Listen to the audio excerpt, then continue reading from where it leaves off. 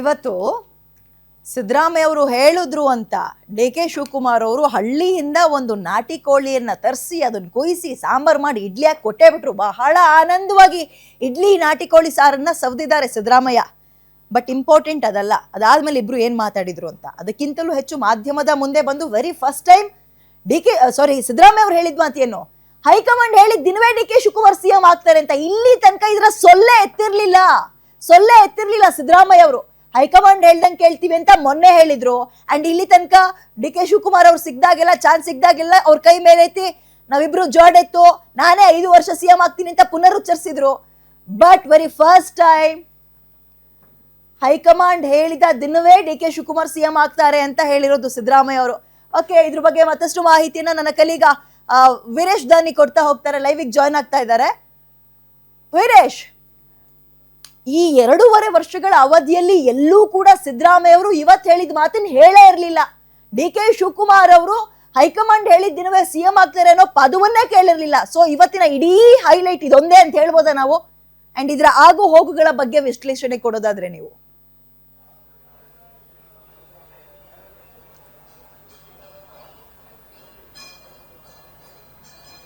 ಖಂಡಿತವಾಗಿಯೂ ವಿದ್ಯಾ, ಸಿಎಂ ಸಿದ್ದರಾಮಯ್ಯನವರು DCM D K Shivakumar ಅವರು ಸಿಎಂ ಸ್ಥಾನಕ್ಕಾಗಿ ನಡೆಸಿರ್ತಕ್ಕಂಥ ಪೈಪೋಟಿ ಇರಬಹುದು ಮತ್ತು ಹೈಕಮಾಂಡ್ ಮೇಲೆ ಹಾಕ್ತಿರ್ತಕ್ಕಂಥ ಒತ್ತಡ ವಿಚಾರಕ್ಕೆ ಸಂಬಂಧಿಸಿದಂತೆ ಸಿಎಂ ಸಿದ್ದರಾಮಯ್ಯನವರು ಇದುವರೆಗೂ ಎಲ್ಲೂ ಸಹ ಬಹಿರಂಗವಾಗಿ ಹೇಳಿಕೆಗಳನ್ನು ಕೊಟ್ಟಿರಲಿಲ್ಲ. ಆದರೆ ಇವತ್ತು ಡಿಸಿಎಂ ಡಿ ಕೆ ಶಿವಕುಮಾರ್ ಅವರ ನಿವಾಸದ ಮುಂಭಾಗದಲ್ಲೇ ಮಾಧ್ಯಮಗಳವರು ಕೇಳಿರ್ತಕ್ಕಂಥ ಪ್ರಶ್ನೆಗೆ ಸಿಎಂ ಸಿದ್ದರಾಮಯ್ಯನವರು ಸ್ಪಷ್ಟವಾಗಿ ಮತ್ತು ಸಿಡಿಮಿಡಿಗೊಂಡು ಒಂದು ಉತ್ತರವನ್ನು ಹೇಳ್ತಾರೆ. ಹೈಕಮಾಂಡ್ ಮನಸ್ಸು ಮಾಡಿದ್ರೆ ಡಿಸಿಎಂ ಡಿ ಕೆ ಶಿವಕುಮಾರ್ ನಾಳೆನೇ ಮುಖ್ಯಮಂತ್ರಿ ಆಗ್ತಾರೆ ಅನ್ನೋ ಒಂದು ಮಾತುಗಳನ್ನ ಹೇಳ್ತಾ ಇರುವಂತದ್ದು ಮತ್ತು ರಾಹುಲ್ ಗಾಂಧಿ ಮತ್ತು ಸೋನಿಯಾ ಗಾಂಧಿ, ಮಲ್ಲಿಕಾರ್ಜುನ್ ಖರ್ಗೆ ಅವರು ಹೇಳುವಂತ ಮಾತುಗಳಿಗೆ ನಾವು ಬದ್ಧರಾಗಿರ್ತೀವಿ ಅನ್ನೋ ಒಂದು ಮಾತುಗಳನ್ನ ಸಿಎಂ ಸಿದ್ದರಾಮಯ್ಯನವರು ಹೇಳ್ತಾ ಇರುವಂತದ್ದು. ಹೀಗಾಗಿನೇ ಕುರ್ಚಿ ಕದನ ಮತ್ತು ಕುತೂಹಲ ಇನ್ನೂ ಸಹ ಮುಗ್ದಿಲ್ಲ ಅಂತ ಹೇಳ್ಬೋದು ವಿದ್ಯಾ. ಯಾಕಂತಂದ್ರೆ ಸಿಎಂ ಸಿದ್ದರಾಮಯ್ಯನವರು ಡಿಸಿಎಂ ಅವ್ರನ್ನ ಬ್ರೇಕ್ಫಾಸ್ಟ್ಗೆ ಕರೆದಿರ್ಬೋದು, ಡಿಸಿಎಂ ಅವರು ಸಿಎಂ ಸಿದ್ದರಾಮಯ್ಯನವ್ರನ್ನ ಬ್ರೇಕ್ಫಾಸ್ಟ್ಗೆ ಕರೆದಿರ್ಬೋದು.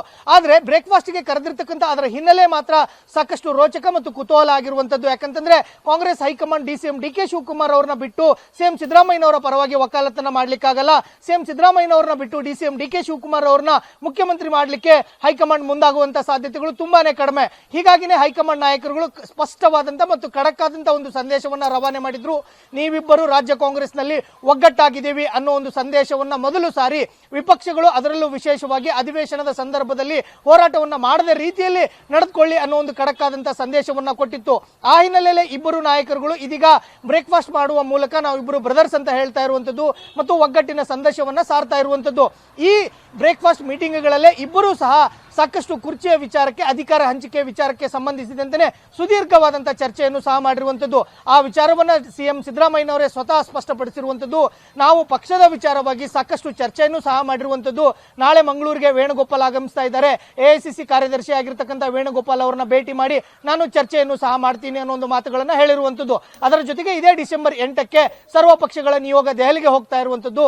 ಆ ಸಂದರ್ಭದಲ್ಲಿ ಹೈಕಮಾಂಡ್ ನಾಯಕರುಗಳು ಸಮಯವನ್ನ ಕೊಟ್ರೆ ನಾವು ಹೈಕಮಾಂಡ್ ನಾಯಕರನ್ನ ಭೇಟಿ ಮಾಡಿ ಚರ್ಚೆಯನ್ನ ಮಾಡ್ತೀವಿ ಅಂತ ಹೇಳಿ ಸ್ವತಃ ಸಿಎಂ ಸಿದ್ದರಾಮಯ್ಯನವರು ಹೇಳ್ತಾ ಇರೋ ಹಿನ್ನೆಲೆಯಲ್ಲಿ ಡಿಸಿಎಂ ಡಿ ಕೆ ಶಿವಕುಮಾರ್ ಅವರ ಅಧಿಕಾರ ಹಂಚಿಕೆಯ ಪ್ರಸ್ತಾಪ ಇನ್ನೂ ಸಹ ಮುಂದುವರಿತಾ ಇರೋದು ಸ್ಪಷ್ಟವಾಗಿ ಗೊತ್ತಾಗ್ತಾ ಇರುವಂತದ್ದು ವಿದ್ಯಾ.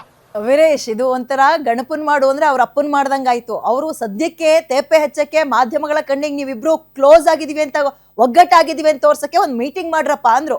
ಸಿದ್ದರಾಮಯ್ಯ ಅವ್ರ ನಿವಾಸದಲ್ಲಿ ಆಗ್ತಾ ಇದ್ದಂಗೆ ಡಿ ಕೆ ಶಿವಕುಮಾರ್ ಅವ್ರು ಇನ್ನೊಂದು ಮಾಡ್ಬಿಡೋಣ ಬಿಡಿ ಸರ್ ಅಂತ ಇನ್ನೊಂದು ಮಾಡ್ದಂಗೆ ಕಾಣಿಸ್ತು ಇವತ್ತು.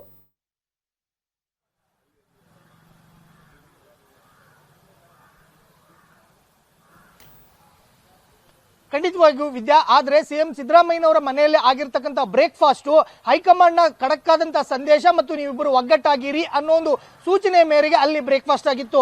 ಆದ್ರೆ ಡಿಸಿಎಂ ಡಿ ಕೆ ಶಿವಕುಮಾರ್ ಅವರ ಮನೆಯಲ್ಲಿ ಆಗಿರ್ತಕ್ಕಂಥ ಬ್ರೇಕ್ಫಾಸ್ಟ್ ಸಾಕಷ್ಟು ವಿಶೇಷವಾಗಿತ್ತು ಅಂತ ಹೇಳ್ಬೋದು. ಯಾಕಂತಂದ್ರೆ ನಿನ್ನೆ ಅಷ್ಟೇ ಮಾಜಿ ಸಂಸದರಾಗಿರ್ತಕ್ಕಂಥ ಡಿ ಕೆ ಸುರೇಶ್ ಅವರು ದೆಹಲಿಗೆ ಹೋಗಿ ಅವರು ಮರಳಿ ಬಂದಿದ್ರು. ಅವರು ಮಲ್ಲಿಕಾರ್ಜುನ್ ಖರ್ಗೆ ಅವ್ರನ್ನ ಭೇಟಿಯಾಗಿ ಬಂದಿದ್ರು.